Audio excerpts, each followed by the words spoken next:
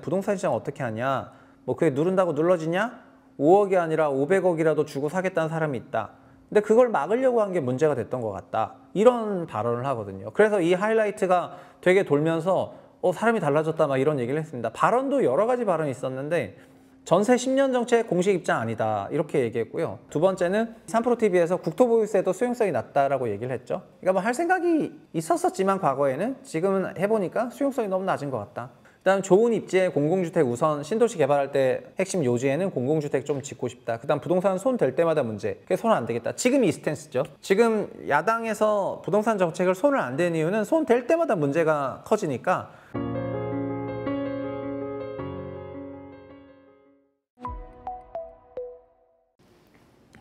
안녕하세요, 최부심입니다.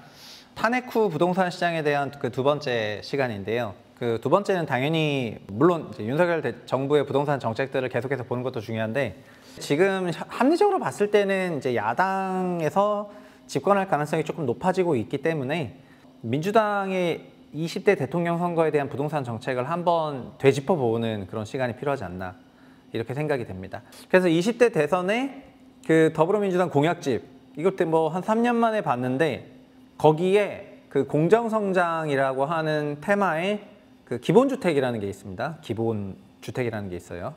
근데 이 기본주택에서는 뭐가 있냐면은, 첫 번째는 주택 공급하겠다는 내용이 있는데, 뭐 311만 호 주택 공급이 있습니다. 윤석열 정부도 250만 호로 시작을 했고, 원희룡 국토부 장관 때 270만 호 늘렸기 때문에 어쨌든 뭐 200만 원, 300만 원 주택 공급 계획이 있어요. 이게 5년간이거든요. 연간 뭐 한 60만 원 정도 되는 거죠. 어쨌든 요거에 대한 게 있고, 그리고 실제로 그렇게 했냐? 그렇게 하지도 못했습니다.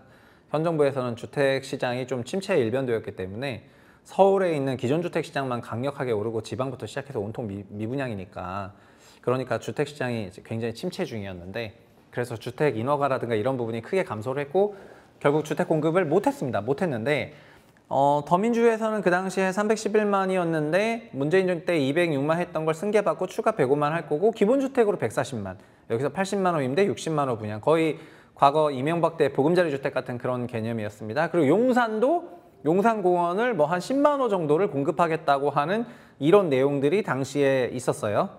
용산공원을 주택을 짓겠다는 거는 2020년에 5, 6대책이었는데, 이제 그 당시에 그걸로 제가 채널에 어마어마한 민원을 받고, 나 진짜 그 얘기하면 정말 지금도 석이 나가는데, 2020년에 5월 달에 그 문재인 정부에서 용산에 임대주택 짓겠다고 하는 내용의 대책이 있었는데, 그 대책을 제가 최부심 말고 이전 채널에서 막 설명을 하다가 그 용산 구민들이 열받았겠죠. 임대주택 짓는다고 하니까. 그래서 거기를 가지고 막 항의를 해가지고 감독원에 민원 넣고 하는 거가, 그게 돌고 돌아가지고 제가 있었던 회사까지 들어와서 유튜브 문 닫아라 이렇게 얘기하니까 제가 유튜브 문 닫기 싫다라고 얘기를 하면서 박차고 나온 거지 않습니까? 그래서 저는 민주당 부동산 정책의 피해자야, 솔직히 말하면은.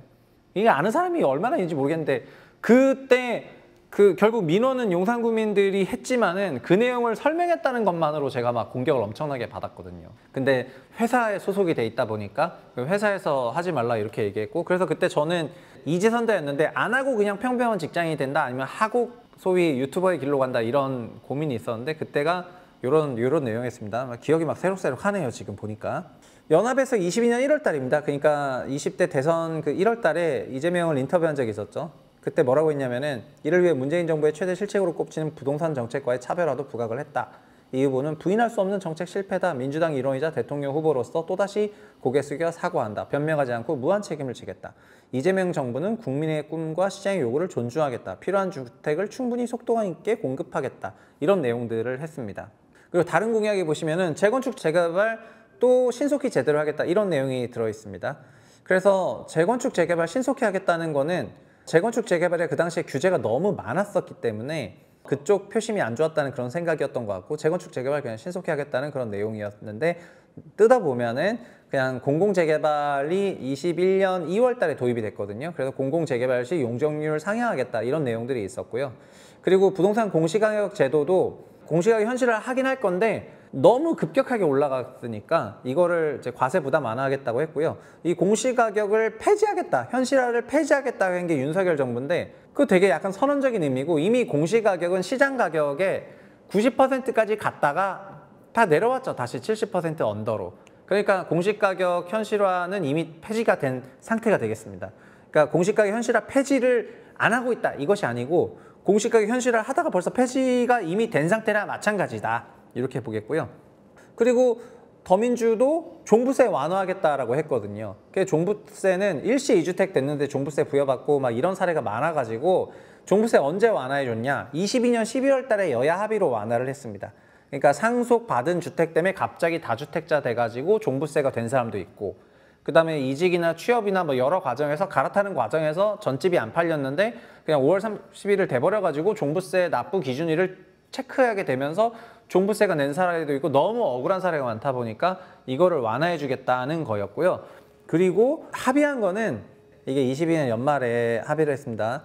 핵심은 종전에는 중과세율이라고 하는 세율이 있었잖아요. 0.5부터 2.7%까지 가는 기본적인 세율과 그 다음에 이제 그 중과세율이 있었는데 중과세율 제도를 그대로 두고 조금 낮추고 3주택 이상의 중과에 대해서는 그대로 유지를 하자. 그러니까 현 정부와는 중과세율을 다 없애자. 싹 다 없애고 기본세율도 최고세율을 다시 조금 낮추자 이러면서 좀 강력하게 갔었는데 근데 결국 여야 합의한 거는 12억 이하까지는 뭐 3주택 이상도 다 기본세율이고 그 다음에 중과세율은 12억을 넘는 사람들만 중과세율이다 이렇게 갔거든요. 그러니까 22년부터 약간 현 이재명 호 민주당 같은 경우에는 초부자 그러니까 자산이 30억, 50억 넘는 그런 초부자들에 대해서는 과세 의지가 있는데 중간 정도 되는 부자, 소위 서울 상위 20, 30%, 40% 정도 되는 요 정도 부자한테까지는 과세를 완화해주는 그런 스탠스를 잡고 있습니다. 그래서 국민의힘이 강남 우파라고 불리는 것처럼 더불어민주당을 마포 좌파라고 부르는 사람들이 좀 있거든요. 저뿐만 아니라 뭐 여러 사람들이 전반적인 정책을 보면은 초고 자산가를 향한 세금은 강력하게 가는데 요 중간에 대한 그런 세금은 온통 절세를 해주고 있거든요. 그러니까 이거를 서울 좌파라고 할 수가 있겠죠. 이쪽이 강남 우파라면은 여기는 서울 좌파. 약간 요런 포지션이라고 해석을 하는 사람이 일부 있습니다. 22년 12월에 종부세 합의해 줄 때도 그런 면모가 드러났어요. 공시가격 12억 이하까지는 3주택 이상이든 5주택이든 뭐든 공시가 12억이 안 된다면은 애초에 종부세율이 중과세율로 안 나가고 12억을 넘으면은 중과세율이 나가는 거니까 마포 이상의 집을 갖고 있는 사람들은 부자다 이렇게 생각을 하는 거고 그 이하는 이렇게 합의를 했습니다. 그리고 그 다음 민주당 주택 공약이 주거 취약 계층, 그 다음에 사회주택이랑 중산층 공동체 주택 보급을 많이 하겠다 이런 내용이고요. 요거는 공익적 민간 임대주택을 많이 확대하겠다 이런 내용인데 민간 임대주택이라는 게 별게 아니고 우리나라 주택은 공공임대 아니면 다 민간임대인데 공공임대는 전체 임대의 한 20% 조금 안 되고요. 민간임대가 80%를 넘는데 민간임대의 99%가 개인이거든요. 근데 공익적 민간임대주택은 개인이 아니라 조금 법인화를 시켜가지고 어떻게 좀 만들겠다라는 이런 생각을 갖고 있는데 요거는 지금도 갖고 있는 것 같습니다.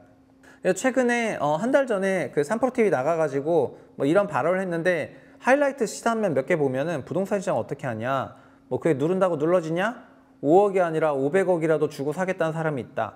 근데 그걸 막으려고 한 게 문제가 됐던 것 같다. 이런 발언을 하거든요. 그래서 이 하이라이트가 되게 돌면서 사람이 달라졌다 막 이런 얘기를 했습니다. 발언도 여러 가지 발언이 있었는데 전세 10년 정책 공식 입장 아니다 이렇게 얘기했고요. 가끔 저한테도 막 전세 10년 정책 뭐 해명하라고 댓글 다는 정신 나간 사람들이 좀 계시던데 전세 10년 정책을 제가 낸 것도 아니고 다른 쪽에서 의제로 발표한 거에 대해 가지고 어떻게 하는 건지 모르겠는데 전세 10년 정책 현재 공식 입장이 아닙니다. 두 번째는 이 3프로TV에서 국토보유세도 수용성이 낮다라고 얘기를 했죠. 그러니까 뭐 할 생각이 있었지만 과거에는 지금은 해보니까 수용성이 너무 낮은 것 같다.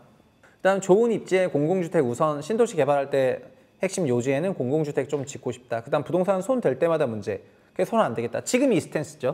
지금 야당에서 부동산 정책을 손을 안 대는 이유는 손 댈 때마다 문제가 커지니까 특히 최근에 여당이라고 해야 되겠죠. 아니 정확히는 사실은 서울시장인데 서울시장이 토지거래 허가제를 풀었다가 다시 재지정하는 그런 총극이 있었습니다. 근데 그 여러 가지 막 루머에 따르면은 토지거래 허가제를 풀겠다 그랬는데 반대하는 측근들이 한 명도 없었다고 하죠. 아, 예, 잘하시는 겁니다. 막 이렇게 하고 있었는데 해제해서 이 사단이 나왔다 보니까 이제 오세훈 서울시장이 굉장히 뭐 화가 났다는 그런 풍문이 있습니다. 뭐 왜 내가 푼다고 했을 때 그때 아무도 반대 안 했어 이러면서 막 어마어마하게 화를 냈다고 하는 그런 얘기들이 있는데, 이런 것처럼 지금 부동산은 건드리면 문제가 되기 때문에 웬만하면 손 안 대겠다 이런 심리가 있고, 그래서 저는 부동산이라는 게 마치 해리포터의 볼드모트 같은 그런 존재가 돼가지고, 그래서 야당 입장에서는 이걸 건드리면은 막 안 되니까 막 알면서도 그 이름을 못 부르는 겁니다. 부동산 정책을 낸다는 거를. 뭐 그런 생각이고요. 다주택자에 대해서도 그냥 세금 열심히 내면 되겠다, 막을 수가 없고, 이런 발언을 했거든요. 그래서 지금 전체적으로 보면은 2022년에 있었던 그 선거 공약들이 뭐 주택 공급 많이 하겠다, 그다음에 종부세 좀 완화하겠다, 완화는 이제 불합리하게 많이 내게 된 사람이 있으니까 그런 완화하겠다는 그런 내용이 있었고, 그 다음에 원래 그냥 기본주택, 사회주택 공급 많이 하겠다 이런 형태의 내용들이, 일반적인 내용들이 담겨져 있었습니다. 그리고 그 당시에 임대차법 어떻게 하겠다 이런 내용은 전혀 없었던 것 같고요. 그러다 보니까 그때도 많은 내용이 있었진 않고 그냥 약간 볼드모트처럼 됐던 경향이 없지 않습니다. 근데 지금 선거라고 또 다르겠습니까? 게다가 연초에 이미 토지거래 허가제 관련한 해프닝을 다 목도한 상황에서 지금도 역시 부동산에 대해서 무언가 어떻게 엄청난 그런 대책을 내지는 않을 거라고 생각을 하는 게 맞을 것 같고요. 그렇지만 뭘 하겠다 정도는 이제 봐야 되잖아요. 뭘 하겠다 정도 봐야 되니까 앞으로 결국 공약이 뭘 낼지는 보면 될 것 같습니다. 문재인 정부도 탄핵 후 집권하고 인수위 없이 시작했고, 그래서 초기 대응을 못하고 허겁지겁 할 수밖에 없는 그런 상황이 있었는데, 물론 윤석열 정부는 인수위가 있었지만 부동산 전문가가 배치된 바가 없었고, 그냥 정권 내내 부동산에 무관하다가 시장이 무너질 것 같으니까 정말 뭐 한도까지 떠받쳤던 그런 게 조금 있었습니다. 지금 더민주는 선거 전략상 부동산이 계륵이라고 생각하는 것 같고요. 예, 그렇습니다. 그러나 어쨌든 당대표 시각이 달라졌으니까 정책도 다르게 나오겠죠. 그래서 앞으로는 어떤 후보가 뭐 이제 옹립될지 그런 것도 봐야 되겠지만, 결국 어떤 부동산 공약들이 나올지 이런 거를 좀 계속해서 살펴봐야지 될 것 같고요. 저의 퀘스천은 진짜 달라진 건가, 달라진 것처럼 보이려고 하는 건가, 이거에 대해서 아직 저도 모르겠어가지고, 그래서 이건 정말 공약을 봐야만이 알 수 있을 것 같다, 그런 생각을 하고 있습니다. 물론 사람이 정말 달라질 수가 있긴 하죠. 나도 그건 인정해. 그렇지만은 정말 달라진 거가 맞나, 달라져 보이는 건가, 이거에 대해서 저희가 이제 같이 지켜보면 재미있을 것 같습니다. 여기까지 하겠습니다. 감사합니다.